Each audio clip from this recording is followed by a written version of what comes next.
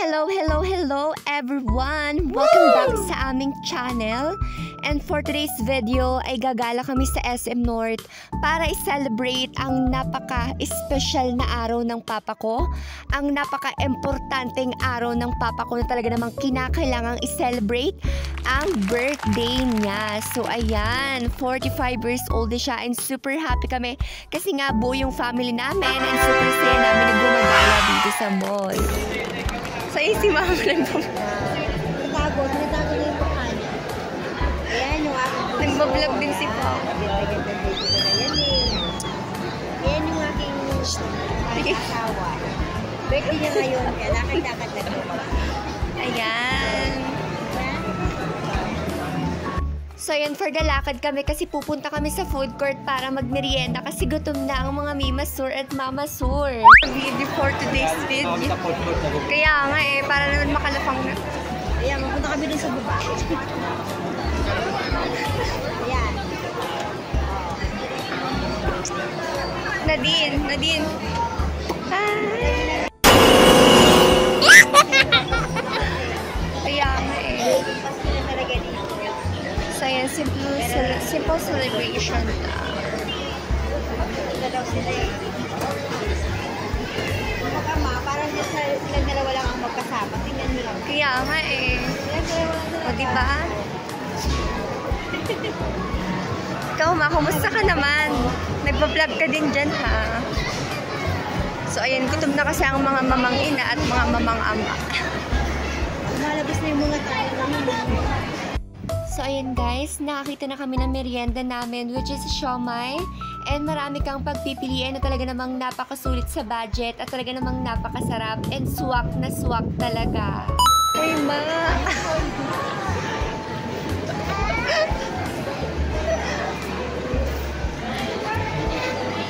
Wow, ano naman yung in-order mo? Wow. Merienda overload. So nice. For the busog ang mga anak siya. Ayan, syempre after ma-serve ng mga siomai na in-order namin, ipe-prepare na namin ang sauce. And ayan, hi ma, for the hi. Ayan, for the goal mga kagandahan, hi na din. For the plakado, ang pagpa-festlock mo dyan. So ayan guys, nilalagyan na namin ng sauce, which is soy sauce and may kalamansi. And kung ano pa yung gusto mong ilagay na pang paanghang. And napaka-perfect nito guys, kasi super lamig dito. And gusto nyo naman medyo maanghang talaga kasi para mag-init yung mga bibig namin. Sure! Okay! So hi guys, so ayan na po yung final presentation ng merienda namin which is the siomai and shark's fin and syempre Japanese siomai. So ayan guys, with gulaman syempre, hindi mawawala ang gulaman kasi dapat guys, may panulak din tayo, hindi lang puro pampala. And super special and super sarap. So ayan, uhaw na ang sister ko kaya naman iinom na siya ng gulaman. And super gutom talaga kami. At syempre ang birthday, plakado, sarap daw ng gulaman. Kasi saktong-sakto guys, sobrang init na panahon. Kailangan natin ng pampalamig. Diba? So yan, for the merienda na siya. So feeling sa kanya lahat niya, pero hindi talaga. So ayan guys, magme-merienda na kami. Talagang gutom na kami. And syempre, hindi mawawala ang pinili naming merienda, which is siomai and gulaman. So ayan po yung merienda ko. It's Japanese siomai.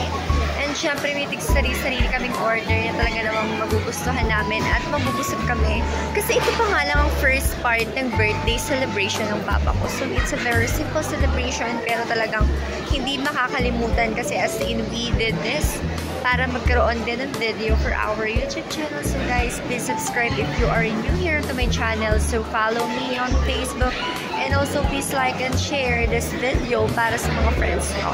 Para kapag vlog din kayo here in SM North is alam nyo rin kung saan kayo pupunang kainan na talaga namang mabubusag kayo at marami kayong pagpipili ang pagkain. Ayan.